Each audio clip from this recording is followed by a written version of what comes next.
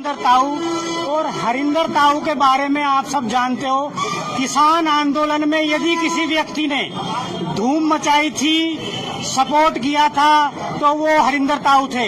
आइए हरिंदर ताऊ से जानते हैं। खतौली विधानसभा में आरएलडी के कैंडिडेट खड़े हैं मदन भैया जी, और मदन भैया जी को हरिंदर ताऊ का समर्थन है या नहीं है, हरिंदर ताऊ जी से जानना ही नहीं। जी मदन भैया जी के बारे में बताइए। देखिए, सबसे पहले तो आपका धन्यवाद और आपके दर्शकों को ताऊ का राम राम जी।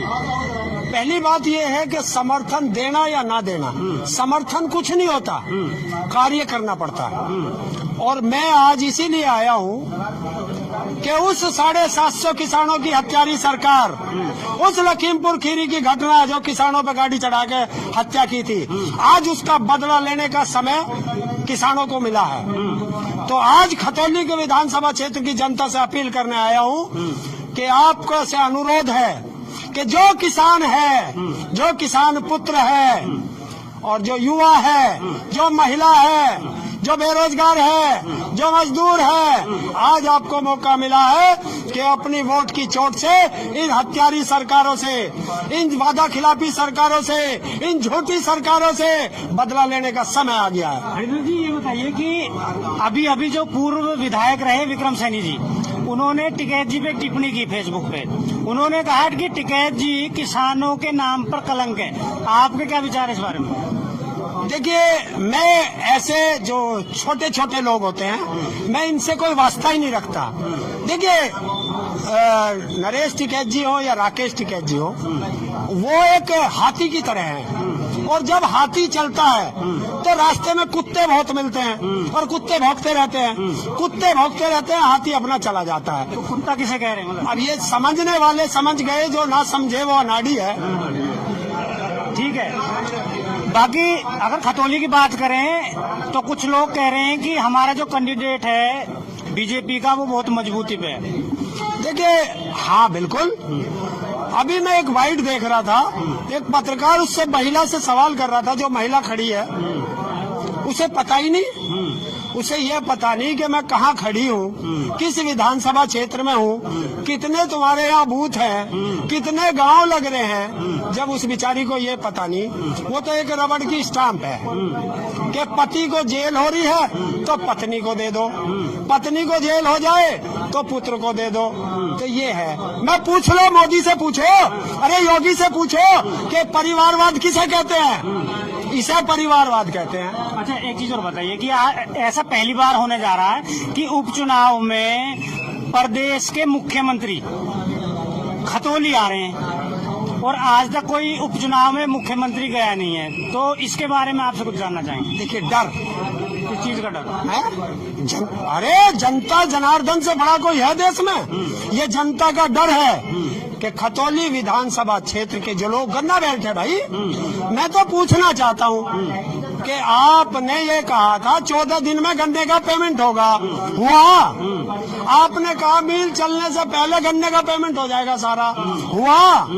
और एक किसान ही इतना भोला है कि पिछला तो मिला नहीं और अगले के भाव का पता नहीं और गन्ना दे रहा। ये तो कह रहे हैं कि एक बार जिताओ, अब की बार आपका जो जितना भी भुगतान है वो हम करा देंगे। ये 2017 में भी नहीं कह रहे थे, 2022 में भी नहीं कह रहे थे, अब इसमें कह रहे हैं। अरे वो आसाराम का छोटा भाई झांसाराम, वो कह के गया था मेरठ के अंदर कि 14 दिन में गन्ने का पेमेंट दूंगा। वो मेरठ के अंदर रैली में कह के गया था।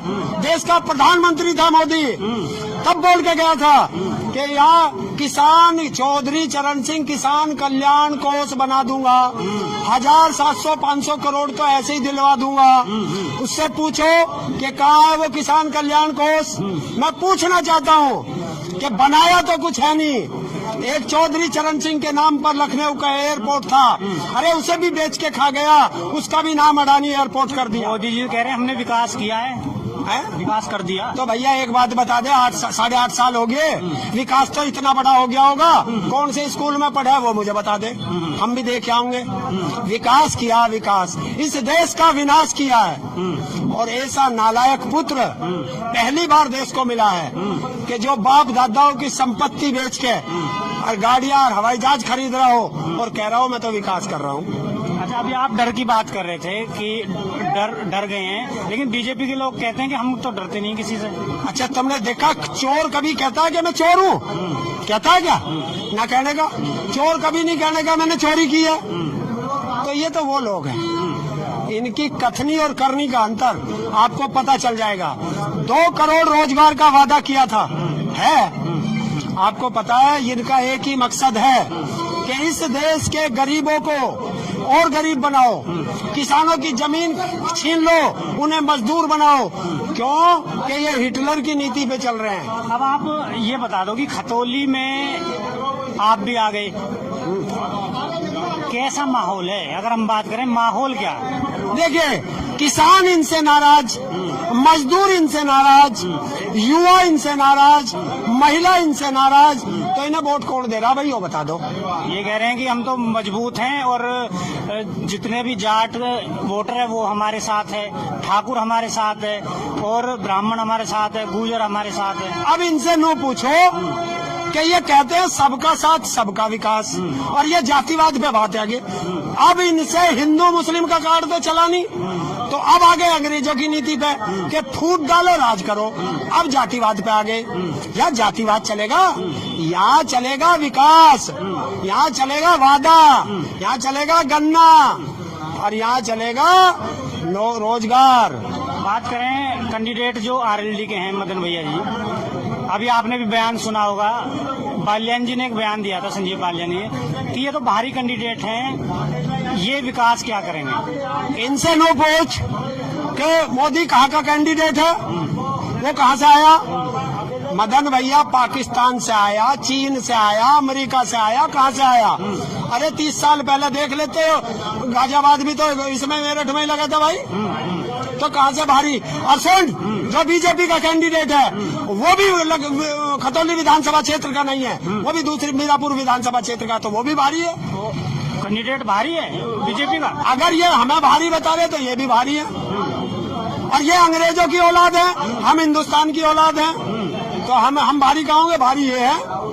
एक सवाल और मेरा आपसे कि संजीव बाल्यान जी ने ये और बोला कि मदन भैया बाहुबली हैं, इनसे बच के रहिए और किसी और शरीफ साधारण कैंडिडेट को जिताइए। देखिए, किसान और मजदूर के बच्चे मेहनत करते हैं खेती में, सुबह उठते हैं, फावड़ा चलाते हैं, मेहनत करते हैं, तो भैया जो मेहनत का आदमी होगा वो तो तंदुरुस्त होगा। अब तुम कुछ ही कह लो, अब इसकी तरह थोड़ा ही है कि इसकी तरह कोई चाटुकार नहीं है, इसकी हिम्मत नहीं जो जाके बोल जाए दिल्ली के अंदर। बताओ, 13 महीने किसान आंदोलन में रहे, सड़कों पे रहे, किसानों की हत्याएं हुई, क्या एक शब्द ये बोला संजीव बाल्यान? नहीं बोला ना। तो ये काहे का किसान, काहे का जनप्रतिनिधि जब ये अपने क्षेत्र के बारे में नहीं बोल सकता? अब खतौली के बारे में क्या विचार है? हरिंदर ताऊ का क्या विचार है खतौली? खतौली विधानसभा की क्षेत्र की जनता से मैं अपील करता हूँ हाथ जोड़ के कि ले लो बदला, युवा अपना बदला ले लो कि गई नौकरी।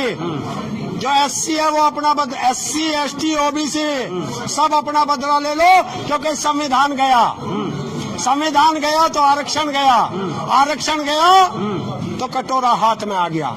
तो युवा, महिला अपनी बेइज्जती का बदला लो। रोज बलात्कारी इनके बीच में घुसे हुए हैं, इनसे बदला लो। तो किसान, युवा, मजदूर, बेरोजगार सब अपना बदला लो। और 5 तारीख को हैंडपंप इतना चला दो कि कीचड़ कहीं ना रहे, सब जगह पानी पानी दिखाई दे, क्योंकि कीचड़ में कमल खिलता है। तो कमल की पंखड़ियां फाड़ो और हैंडपंप चलाओ और मदन भैया को वहां भेजो विधानसभा, इसलिए कि आपका हर मुद्दे को उस तरीके से उठाएगा जिस तरीके से पहले विधानसभा में जाकर के मदन भैया ने पूरा लोनी क्षेत्र का अपना मुद्दा उठाया था। और ये वो मदन भैया है जो जनता की सेवा में तन और मन और धन से हमेशा तैयार रहता है। रात को 12 बजे फोन करोगे तो मदन भैया का फोन उठेगा।